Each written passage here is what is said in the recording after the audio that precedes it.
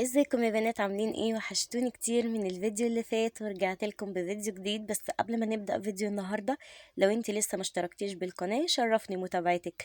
ويلا يا بنات كده قبل ما نبدأ ندعي دعوة حلوة من القلب لكل اللي محتاج نسل ربنا يديله الخلف الصالح، وكل اللي في ضيق ربنا يفكها عليه يا رب، وما يحوجش حد لحد ابدا، ولا احتياج الا لله اللي بيدي بعطايا كتير لا تعد ولا تحصى. ربنا يا رب يرزق الجميع برزقه الواسع، ويخلي لنا يا رب أولادنا ونفرح بيهم ونشوفهم خلف صالح في الدنيا. يلا يا بنات بقى نبدأ يومنا. أنا أول ما صحيت من النوم لقيت البوتاجاز بتاعي في حالة زي ما شفتوا كده. فرحت وقلت لا، أنا هغسل البوتاجاز. أنا البوتاجاز عندي العين اللي هي من بره دي محتاجة إن أنا لازم كده هشيل العيون. بس بصراحة كنت تعبانة فقلت لا، أنا خليها في وقت تاني، والنهاردة كده هديله شطفة كده على السريع أو غسلة على السريع علشان أعرف أشتغل عليه، لأني أنا مش هشتغل عليه وهو بحالته دي. المهم أنا كده خلصت البوتاجاز ورحت قلت بقى إيه هعمل فطور كده على السريع، منه إن هو يكون فطار، ومنه إن يديني طاقة شوية، لأني أنا كنت صاحية اليوم دون. مش عارفة، كنت تعبانة، كنت مكسلة، مش عارفة. بس أنا مش بقول لكم مكسلة دي عشان أديكوا طاقة كسل، لأ. إيه بجد أنا اليوم دون كنت حاسة إن أنا تعبانة. فهنا بقى يا بنات انا جبت حلة مية، حطيتها على البوتاجاز. اول ما غليت رحت حطيت فيها المبروم. المبروم لو محدش يعرفه اللي هي البسيسة. بس يا بنات، هي أكلة شتوية جميلة، بتدفي جدا وبتشبع. هي فطار أو تحلية ما بعد الأكل، أو سناكس ما بين الوجبات.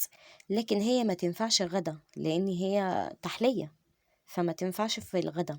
اللي ما ينفعش البسيسة او المبروم هي اكلة صعيدي، بس هتلاقيها موجودة عندنا هنا في بلادنا يعني المصرية. ما هي الصعيد مصرية يا بنات، ايه ده؟ بس يعني اللي في مصر، اللي في اسكندرية، اسماعيلية، المناطق اللي هي دي، او اللي هي وجه بحري. هتلاقيها عند العطارين. فاهماني؟ يعني مش تحت شرط ان انت حد يجيبها لك من الصعيد. هي اللي من الصعيد يا بنات بتبقى فيها قمح، يعني جوه حبة الدقيق دي بيبقى فيها قمح. لكن اللي عندنا هنا طبعا ما بتبقاش اصلية، بس هي بتقضي الغرض. بصوا هنا اتسلقت، بقول لكم بصوا الكمية بتاعتها زادت ازاي. اتسلقت وشربت ميتها. فروحت انا بقى حاطه السكر. السكر ده طبعا على حسب رغبتك انتي. يعني انت بتحبي الحاجة مسكرة، ماشي براحتك. مش مسكرة برضو براحتك، بس انا بحب الحاجة مسكرة فكترت سكر شوية. طبعا هي انا مش هحط اللبن وهي كده، لا انا حطيت لها كمان مع يعني كوباية مية. بصوا هتشوفوها دلوقتي فيها كوباية مية، لان هي دقيق. فدقيق طبيعي لما يبرد هينشف كده، يعني هتعمل زي قوام المهلبية. بس فانا مش عايزه اكل حاجه تتقطم بمعلقه، لا انا عايزه اكل حاجه او تتقطع يعني بمعلقه تبقى تقيله زي المهلبيه او الرز بلبن. لا دي مش بتبقى كده، دي بتبقى خفيفه. فانا زودت لها كوبايتين ميه علشان تبقى خفيفه شويه معايا. اهو بصوا كوبايتين ميه صغيرين. اول ما بداوا يسخنوا رحت نازله عليهم بكيلو لبن. هي نص بسيسه يبقى كيلو لبن. عايزه تكتري اللبن وما تحطيش ميه، دي حاجه بتاعتك انتي، بس هتاخد منك لبن كتير. لان هي انت شفت انا كنت في اول الفيديو حاطه قد ايه ميه، شربتها كلها. فهو نفس الطعم، يعني طعمها واحد مش هيتغير. بس يا بنت هنا انا دقت السكر لقيته عايش شويه. عشان انا بحب الحاجه مسكره فاديتها شويه سكر. المهم ان الاكلات دي صدقوني بتدفي، لان المبروم او البسيسه بتتاكل سخنه، ما بتتاكلش ساقعه. في ناس بتاكلها ساقعه، انا احيانا باكلها ساقعه، بس لا، وهي سخنه احلى واجمل. بصوا هنا انا نزلت بكيلو لبن من عند اللبان. عايزه تحطي لبن جهينه نيدو لا، احنا في المقاطعه يا بنات من عند اللبان. بس يا بنات انا متهيالي ان المراعي يا بنات مش من المقاطعه، بس برضو يعني اتاكدوا الاول. بصوا بقى انا هنا غرفت طبق من البسيسه، وكان عندي كسكسي في التلاجة، ما كانش في حد صاحي غير انا وابني. فرحت قلت له هتفطر معايا؟ قال لي اه اعملي لي كسكسي بس. فعملت له هو طبق وانا طبق، وعملت ليا طبق بسيسه. بصوا القوام بتاعها هوريهولكوا دلوقتي، جميل لما استوت وخلصت، جميل جدا. انت يا دوب اللبن هيغلي وتدفي عليه. الكسكسي بقى حطيت عليه سكر بودرة وجوز هند وزبيب، احنا بنحبه كده. احيانا بديله معلقه سمنه بلدي لو عندي، فانا ما كانش عندي فخلاص كده تمام. المهم فطرت ورحت قمت بقى ايه، قلت لا انا عندي غسيل في البلكونه هقوم المه، بما ان في فواتح انا مش هسيبه كتير على الحبل. بس يا بنات ورحت بقى ايه حطيته طبعا، لان انا عندي البلكونه في اوضه الاولاد، فحطيته على السرير. ولادي طبعا ابني كان لسه صاحي من النوم، فكان شايل البطانيه وكان السرير عايز يتنفض ويترتب، فده كله قلت هخش اعمله الاول. ده طبعا بعد ما فطرت، إيه عشان الطاقة يا بنات. هنا انا بزعق ليمي، ايه اللي انا بعمله ده؟ ما علينا يا بنات، بس الحركة دي اكيد كنت بزعق يعني، لان انا عارفة نفسي حبيبة عمتها يا ناس. كراميلا قلبي، إيه قالت لي بتعملي ايه يا عمته، انا عايزه اعمل معاكي. فجت هي وفيلو بيطبقوا، بس انا كنت باخد اللي بيطبقوه واروح ركناه. عشان تطبيقهم مش هينفع. بس خليهم يساعدوا يعني، حتى لو يساعدوا يعملوا الحاجة غلط مش مهم. بصوا هنا عمالة تقولي يا عمته طبق معاكي، هي شطورة كده، بصوا عسولة. أيوة بتساعد مامتها. حطوا لايك لكراميلا بقى، واللايك التاني ده بقى الفيلو، يعني انتوا هتحطوا لايك واحد للاتنين عشان انتوا مش هينفع تحطوا لايكين. بصوا عشان فرفر حبيبي طبعا بيطبق معايا الناحية التانية. بصوا اهو، جه حطلي. قالي حلو كده يا ماما، اتصور معاكي.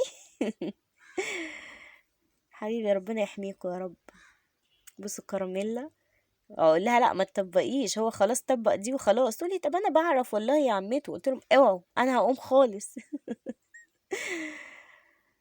ربنا يحميكم يا رب، ما يحرمش ام من ضناها ابدا يا رب. بس يا بنات بقى قلت لا انا اطبقهم بسرعه بسرعه عشان ما تزهقوش وتكلوا وتملوا. بس يلا اتشجعي بقى، واللي عندها حاجه تقوم تعملها يا بنات، ما احنا مش هنستنى حد يعمل لنا حاجه زي ما اتفقنا. هنا بقى انا كنت ايه بحط خلاص طبقت الهدوم كلها مره واحده وهبدا ارصها. اللي هيدخل الدولاب الكبير فوق الاوضه التانية دخلته، واللي في يعني وحاجه الاولاد حطيتها في دولابهم. ومش عايزه واحده تدخل تتريق على شبشب ابني اللي انا لابساه. محدش يقول لي انت لابسه شبشب كبير ليه. انا بلبس الحاجه اللي تريحني وانا شغاله يعني، وانا بشتغل في البيت بلبس الحاجه اللي تريحني، كبيره مظبوطه المهم تريحني. مش عارفه بابسي وجولا كانوا بيضربوا في بعض وعاملين عركه ورايا. إيه اللي على الترابيزه بتاعه الكمبيوتر ده كان جاكيت برضو، كان ابني قلعه فمن بالليل يعني، فانا برضو شيلته يعني، اكيد ما سبتهوش كده يا بنات. إيه المهم لو انت بقى لسه ما خلصتيش حاجتك او لسه صاحيه من النوم، قومي خلصي حاجتك وتنشطي كده وتشجعي، علشان محدش يدخل بيتنا ويطلع يتكلم علينا. صدقوني صدقوني بيطلعوا يتكلموا، ما تركزوش مع الشبشب.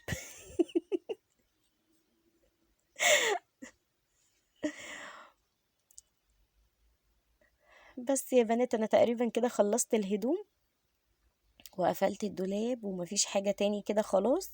فاضل بس هوضب له السرير بتاعه، عشان لما يجي ينام عليه تاني لو حب يريح وقت الظهرية مثلا او العصرية، يلاقي سريره متوضب والدنيا تمام، او هينام بالليل يبقى سريره متدفي.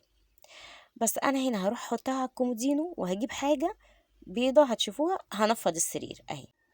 بس يا بنات انا كده كنت نفضت السرير تمام. هحط بقى البطانية عشان تدفي له مكانه. طبعا السرير اللي فوق كان محدش نام عليه يعني، كان متنضف ومتوضب زي ما هو، فما جيتش جنبه بصراحة. بس هنا انا خلصت اوضه الولاد ورحت قلت لهم بقى ايه، ده كان العشاء بتاعنا. الغدا يا بنات احنا جبنا كشري اليوم ده، انا ما عملتش غدا للامانه يعني. اول ما جوزي جه من الشغل راح جاب لنا معاه كشري، اتغدينا كشري. ورحت بالليل جبت لهم بيتزا، لان زي ما قلت لكم انا اليوم دون كنت حاسه بتعب شويه يعني، خمول مش عارفه، بس للامانه كنت حاسه بشويه تعب. بس يا بنات بقولك بقى حطي لي لايك وما تنسينيش في دعوه حلوه من القلب، ويلا يا بنات اللي ما اشتركتش في القناة تنزل تشترك، والمشترك يحط لايك، واشوفكم على خير في فيديو جديد. مع السلامة.